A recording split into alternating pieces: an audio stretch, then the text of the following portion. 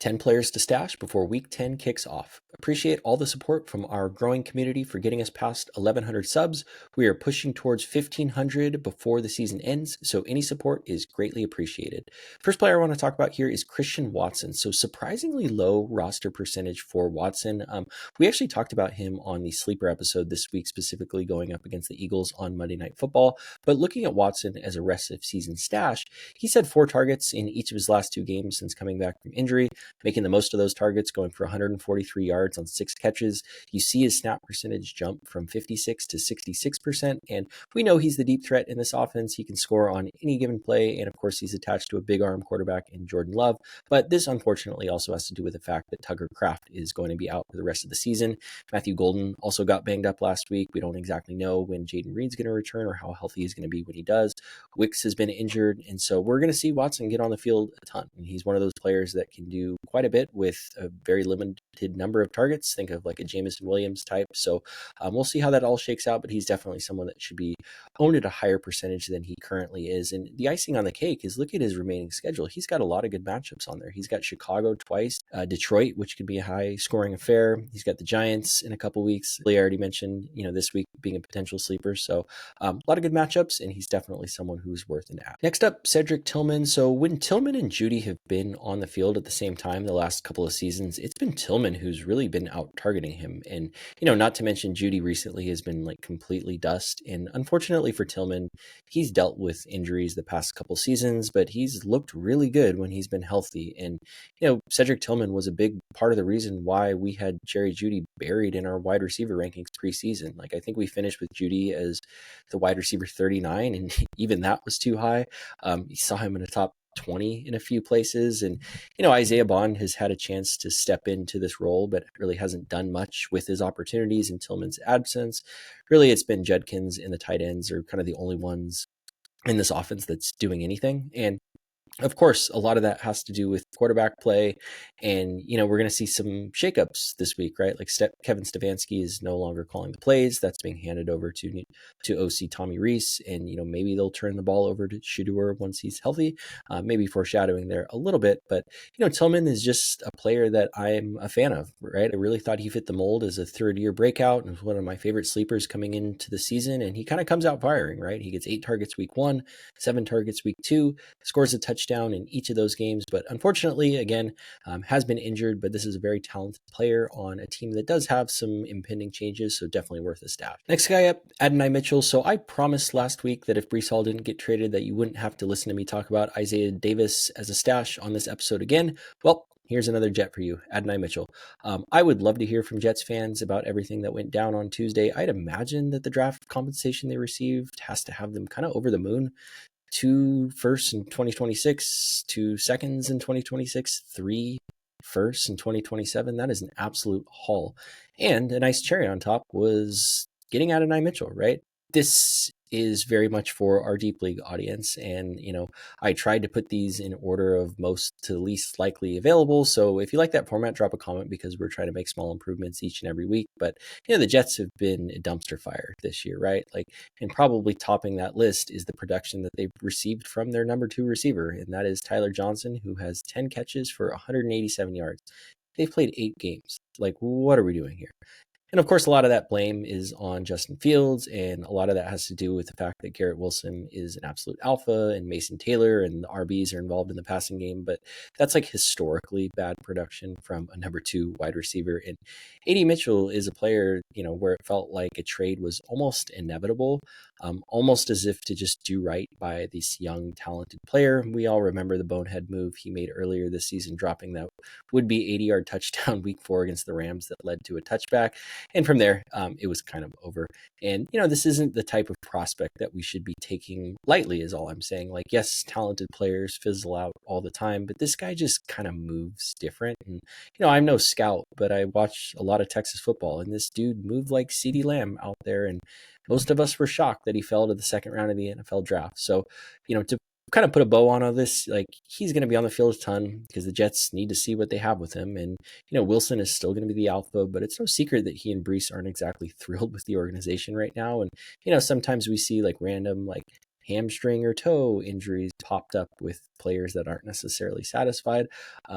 a la Devontae Adams last year, or, even get shut down at the end of the year when the team has no incentive to risk their franchise player or to even win games at that point. Next guy up, Jalen McMillan. So I have no idea what to do with McMillan. At this point, I'd imagine he doesn't play this year, and we don't seem to get any concrete answers, and it's likely there are no concrete answers as of right now, but I did want to include him here because if you're one of the few teams to not have your IR spots filled, it doesn't cost you anything to stash him there. So Evans could be back for like the real life playoffs. Godwin came back for that one game, saw 10 targets and has been out since. Ibuka we thought was going to miss a couple of games with a hamstring, then he played through it, and McMillan to finish off last season was on an absolute heater. So we know he has solid rapport with Baker. This is just an instance of, I don't know if he'll be back at the end of the year. Maybe he will and other guys will be out. Maybe he will and everyone will be healthy, or maybe he won't at all. But they get Carolina and Miami in weeks 16 and 17. So you can do worse than stashing a Bucs wide receiver on your IR spot. Side note, Chris Godwin is at like 61% rostered. So just check to see if he's there and make him a priority of the two if he is available. If you made it this far and have not yet liked the video, please do so. It definitely helps push it out to new audiences. So the next guy I want to talk about is Devin Singletary. So last week's waiver wire darling was Tyrone Tracy, and everyone's favorite analysts were saying blow as much fab as you can afford to at Tracy. And, I'm not a Tyrone Tracy hater by any means. I think Trevor thinks that I am because he's such a Tracy guy. He was flabbergasted when our first pass at running back rankings in the offseason, I had Scadaboo higher.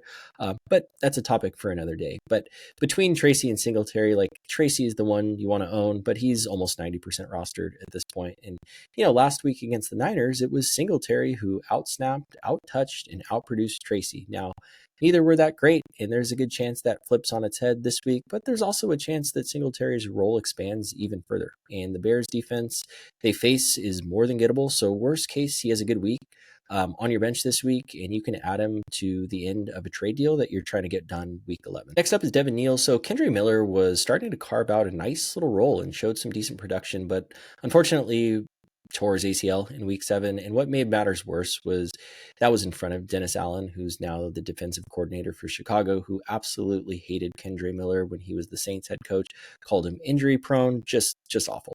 Now with Neal, if this is going to be a split backfield with Kamara, like you're not going to want any piece of that. And at this point, Kamara is approaching drop territory. It's his name in draft capital, keeping his rostership so high.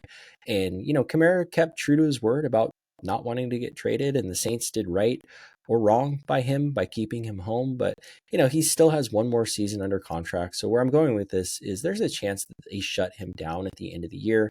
And if that happens, it's going to be a heavy dose of Devin Neal and likely an annoying dose of Taysom Hill. Neal was a 6th round pick out of Kansas, was never a guy that was going to test well. And a deep running back class kind of led to him falling, but he was a 4-star recruit. He played baseball for the Jayhawks for a couple seasons, and he is also their all-time leading rusher in terms of yards and touchdowns. And, I don't necessarily care what your 40 time is. That's just pretty darn impressive given the history of, this isn't Jayhawks basketball. Next up is Ray Davis. So before week 5 kicked off on this episode, we said go pick up Rigo Dowdle because Chuba popped up on the injury report. And, similar story to Kyle Monangai, who's been a staple on this episode for a couple weeks. You kind of get where I'm going with this. So do I think James Cook misses this game and the games following? Like, no, not really. Do I think they need James Cook this week to beat the Dolphins? Like, no, not really. So we typically try to avoid pure handcuffs on this episode unless it's a guy that has, increasing roles or specific skill sets that the 1A doesn't have. And, this isn't the case. James Cook is an absolute beast and one of the best running backs in the league. But if you have him, just pop Davis onto the end of your bench now that waivers have cleared, and you can always cut him once Cook is cleared to play. And Davis kind of balled out last year with his limited opportunities, right? And for whatever reason, people, at least early in the offseason, like maybe it was a result of like dynasty or best ball brain, were like talking about how Davis was a reason to like fade James Cook, and was like, no, don't do that. But you get where I'm going here. Just if you have Cook, just follow the practice reports.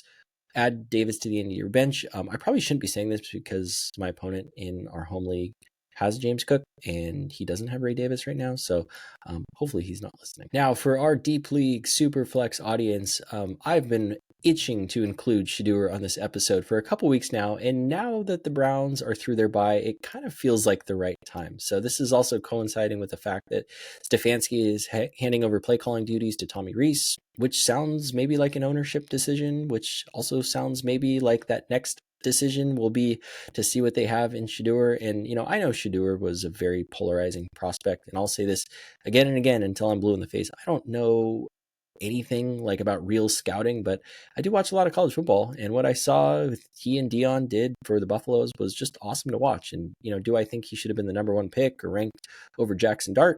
No. Do I think his draft capital is a representation of his talent? Like, absolutely not. So it behooves the Browns to follow a similar blueprint to the Saints and see what they have in, both their young quarterbacks. And, Gabriel hasn't been a train wreck, and, neither was Rattler, but it's very clear that Gabriel is not the guy they're expecting to turn this franchise around long term. So it's pretty rare for quarterbacks to come available in Superflex. So if you're hurting at that position, he is definitely worth a stash. And hopefully he gets the call and can make Mel Kiper proud. There are not a lot of good DST matchups next week. The two that stand out are the Texans against the Titans and the Patriots against the Jets. Those are both widely owned, but just double check. The Ravens defense had kind of been a laughing stock of the league outside of like Cincy, Dallas, and in some cases Chicago, but they've been getting healthier, and obviously getting Lamar back changes this entire team. And they're coming off a dominant game against Miami on Thursday night. Their rostership is currently 48%. So maybe that dips even lower since they're facing the Vikings this week, but also maybe not, because you'll notice a lot of, legacy elite defenses that may not be good the current year have a high ownership on brand name. So like Steelers are another good example of that. But Baltimore does get the Browns in week 11. So they're probably going to be ranked top 5 that week, maybe even top 3, given the lack of good matchups. Maybe that's another week of Dylan Gabriel. Maybe that's Shedeur's debut, but either way, that's one I would be targeting to beat the wire. And with that, thank you guys so much for watching, and we'll see you the next one.